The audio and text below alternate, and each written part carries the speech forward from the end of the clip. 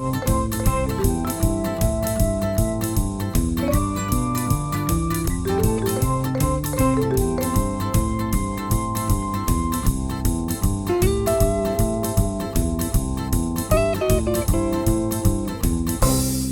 gather the kids and wake up Grandma. It's time for the post-election edition of the Friday Funnies. Well, the votes are in, and it looks like I did not get elected president. Donald Trump edged me out, and he will be our next president. But I promise to run again in 2020, which I will declare as the year of perfect sight. Huh? All right, well, Trump's backers are looking forward to him following up on his many campaign promises as soon as possible.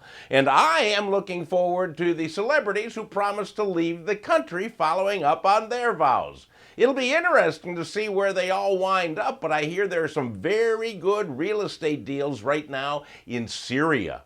I'm also looking forward to the next 4 years because I'm a comedy writer and I believe the material will be ample. And speaking of ample, it looks like legal marijuana will be in ample supply in California, Massachusetts, and Nevada, where recreational use was legalized in this election. Now, quite honestly, I cannot really imagine adding legal pot to the myriad of decadent doings in Las Vegas, but it could lead to the comeback of Wayne Newton. Well, while we continue to either relish or wallow in the results of the election, let's take a look at the other news and the other news makers of this week. Police in Berkshire, England are looking for a man who stole $160,000 worth of accordions. Holy squeeze box, Batman, that's a lot of concertinas. The thief broke into the piano and accordion shop, which had recently won the award for the most creative store name, and filched the most valuable accordions, some of which are worth $16,000. Now that's the part of the story that confuses me. Since accordions, like bagpipes, all sound the same to me, I can't imagine one costing $16,000. Was it made of gold? Did Liberace use it once? Does it print money? And where would you go to fence stolen accordions?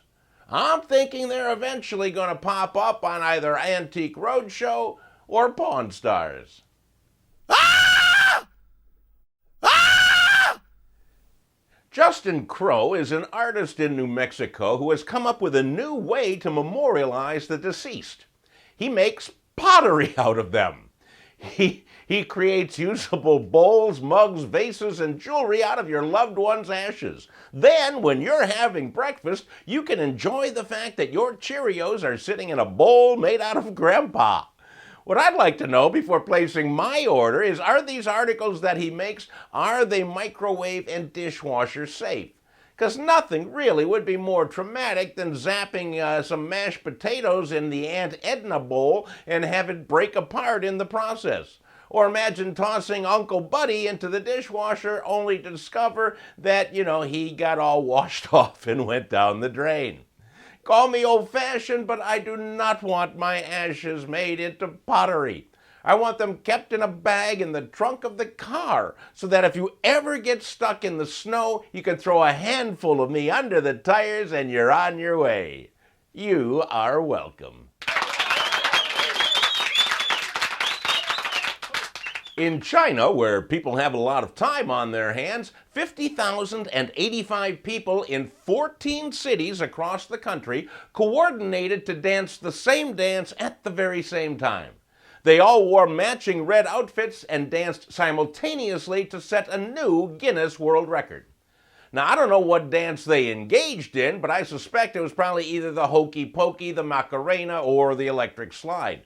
I know originally they wanted to dance to YMCA, but due to the differences in their languages, they could not make their arms and legs, form the Chinese characters, although it would have been quite fun to watch.